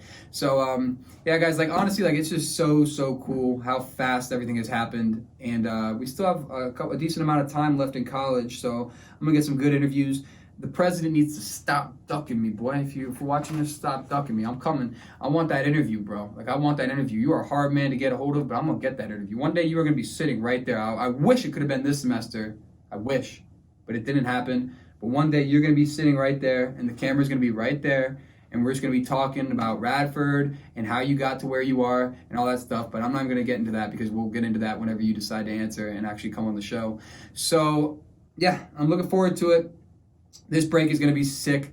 It's going to be savage. Hopefully I get a car, or hopefully I get my car back. Hopefully my car isn't dead. But if it is, I don't care. I mean, I before this August, I didn't have a car for a year and a half, and I did everything that I ever wanted to do. I'd bike to my friend's house. I'd bike to parties. I'd bike to get food. You can literally do I'd run. I don't care. Like, don't be the guy that just complains and wants rides and expects people to take him places. If you want to get somewhere, and you want to be on your own time, you have to bike. Or you can just spend money on Ubers, but then you still have to wait, and then you have a weird car ride with someone that you don't know, which is not always bad. I mean, sometimes it's cool, but sometimes you get to like that weird Uber driver that's just listening to his own music, and you're like, what the is going on with this guy? So anyway, that's why, I mean, biking is cool, man. Like, there's nothing wrong with not having a car, not having a whip, but it kind of sucks because like you didn't have a car for so long, and then you got the car, so I got like the taste of what it was like to have a car again, and then it's just like, no homie, you don't get it no more. So yeah, we'll see. Either way, it's gonna be a great break. That's not gonna depend on anything. The break is gonna be great regardless, and I know that. That's factual facts right there. So yeah, let's see. Please follow me on social media. Let me give it a quick plug. Please follow me on social media. Instagram, Mike M Show. Twitter, Mike M Show 1. Facebook, Michael Mar Show. Stay tuned. The website will be dropping over winter break, and that's just going to be so easy. It's basically going to be like a link tree on steroids, because I have a link tree, but I don't really like to use it. I'd rather just like, I don't know, it's just, I just don't really like, Linktree is cool because you can put all the links there, but like, I'd rather just have one platform on my bio. So when I say link in bio, it's not you click the link in my bio and then you have to click another link. I'd rather just link in bio, click it, and it takes you right to whatever the video or whatever it is. So the website will be sick because it's going to look beautiful, one thing, and second, it's going to have like all the interviews lined up in order. It's going to have an area for you to submit like feedback and questions.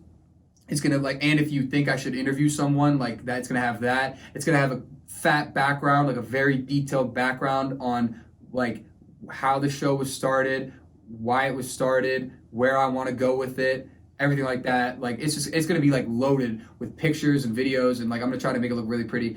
So, yeah, I've been working on it for a long time. I just like I said, I just don't have the energy or time to do it this semester, man. Like, don't spread yourself thin. Like I said, look, like, I feel like I just really didn't do good this semester, like, with myself, just because, like, there was so much going on. Like, as soon as something happened, I would get a call about this, and I'd have to attend to it. And then now I have to get my focus back on this. But then at the same time, an assignment's due tonight. And at the same time, my friend wants to go out. So it was just, like, it was way too much going on. So we're going to take a fast step back this semester, or next semester, and we're going to get after it again, man. Like, I'm so stoked. I love the studio. I love this school. I love the people that go here. I love all the listeners. I love all the people that support the podcast. This was ridiculously long, an hour and 40 minutes right around. This is just, it's cool, man. Like, if you don't want to watch, you don't want to listen, you don't have to. But if you, I hope you guys enjoyed it. Like, if you got through it this much, like, hopefully it was a good episode. It was definitely the most natural I've ever been talking, I would say, just because, like, normally it's more structured. Like, normally there's a very, like, I have the outline. Of course, if the conversation goes elsewhere, I let it go elsewhere, and then I try to redirect it back. But when I'm in here alone, it's like there's no one communicating with me. So it's kind of just like whatever comes on my mind. So it will be hard when I edit this to try to make like bullet points because like I bounced around so many different areas, but I don't care. Like I really don't. Like this is just straight up almost 2 hours of me just talking absolute nonsense. So yeah, you get a better idea of my lingo and stuff just because I mean I obviously I have weird lingo, but I was kind of reserved. I feel like a little bit on this episode. Like I was definitely just rambling on sometimes, but like I don't know if I said anything like really weird. Like that's why I got to go back and edit because I don't want to slip up and say something that I shouldn't have. So yeah, man, thank you, or guys, girls, whichever one you are. You don't have to be man, but yeah, guys, thank you very much for watching this episode. Today was Tuesday, November 17th. 2020, the year is almost done. 2020 is almost a buffalo chicken wrap sandwich. Episode 39. We're almost at 40. Available everywhere, man. Wherever you get your podcast, you can find this podcast. Video feeds on YouTube, Michael Maher Show. Please like and subscribe. Also, like I said, please check out the Vegas vlog. I put in effort into that. I'm not going to say like a dirty amount of effort, but I put in a decent amount of effort with the editing. I wish I had filmed more on the strip, so I'm sorry if you wanted to see more casino and that type of stuff, but the videos were just reckless. Like, I just couldn't. Like, I just couldn't put it in there. It would just have made the vibe of it so much different. So, I don't know. Like, I had a great time, though. And like I said, if you want to get any more stories out of me or you want to get to know me or anything like that, just reach out, and I will definitely hit you up. Yeah, thank you, everyone, for submitting questions. You guys are goated. I cannot wait to see everyone over break, and I just can't wait to just put my nose to the grind with this stuff for the next X amount of years for the rest of my life. It's awesome, man. It's awesome. I'm really looking forward to it, and I hope you guys are too. But that's all I got to say. As always, thank you very much for watching, but as always, stay clean, stay safe, stay tuned. I hope you digged the beanie look today. I always get chirped for the beanie. Someone was chirping me, you know who you are, was chirping me for saying it. I didn't have it under my ears. Like, sometimes you don't wear a beanie for comfort. You wear the beanie because it's like an accessory. It's like wearing a watch. Like, do you wear a watch because you look at the time, or do you wear a watch because it looks cool? Like, come on, you tell me. Like, I don't know. So, yeah, that's why, taking off the headphones. It sounds so much different without the headphones because it echoes in my ear when, I talk. So it kind of makes me it makes me feel like I'm talking to someone, but it's like talking to myself. But when I first started doing podcasts, it literally was like the hardest thing in the world to talk with those in your ear. Cause it's like, just imagine saying it. Whatever you say is just like a second delayed and it's just coming right back to you. So that's why it's easy to get like delusional when you're talking. Cause you're hearing what you say, but you're hearing it a second after. So it's so weird. So now that I have the headphones off, it feels a lot different. Now I'm about to take the thumbnail for Instagram. I'm going to hope that this recorded the entire time because I can't see the camera, but I didn't get a call. So hopefully it has an hour and 40 of footage. If not, I'm going to be sad, and half the video is going to be video and the other half is going to be audio. But if not, it is what it is. I can't control it. I'm about to find out in a second. But make sure to check out the audio platforms too because it sounds crystal clear because I'm talking into this Janssen. This thing is beautiful. Shout out to Blue Yeti. Man, that's all I gotta say. Like I said already, stay clean, stay safe, stay tuned. See you in the studio 2020, baby.